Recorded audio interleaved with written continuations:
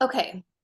Um, some more lifestyle ones. This made me laugh because I've actually thought this one myself. Not that it's necessarily funny, but it's just being a cancer survivor can be really overwhelming. So, cancer is stressful, and I often come across articles that say stress is a contributing factor to cancer outcomes, which makes me more stressed.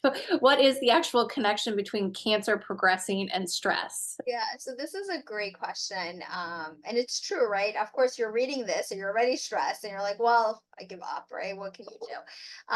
So no one knows. I think how I like to think about it is, of course, it's stressful. There's so many stressors that are thrown at patients time and time again in cancer diagnosis and treatment. They just keep coming.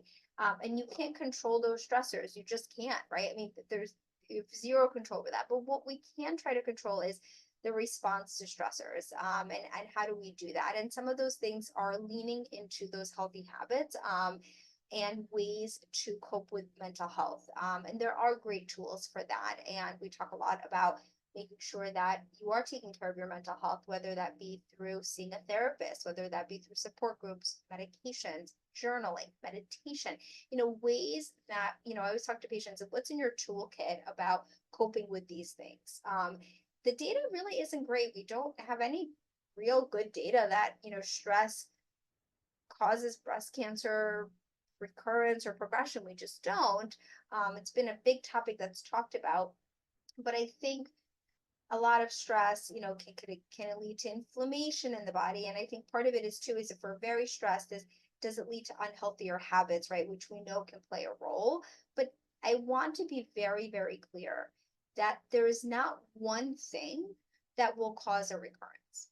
And it's not anyone's fault. I think sometimes when people recur or they develop breast cancer, they progress, they feel like, oh my God, is it something that I did? And it's not. The first thing I say to people, it's not your fault. You did not do this. You did not contribute to this. Because, even if we know things may increase the risk of cancer, there's plenty of people who do those things and do not get cancer, right? So we really still don't understand, why does someone get diagnosed with cancer or have a recurrence, and why does someone not? So we can lean into the things we know are helpful, but they're not the end all be all.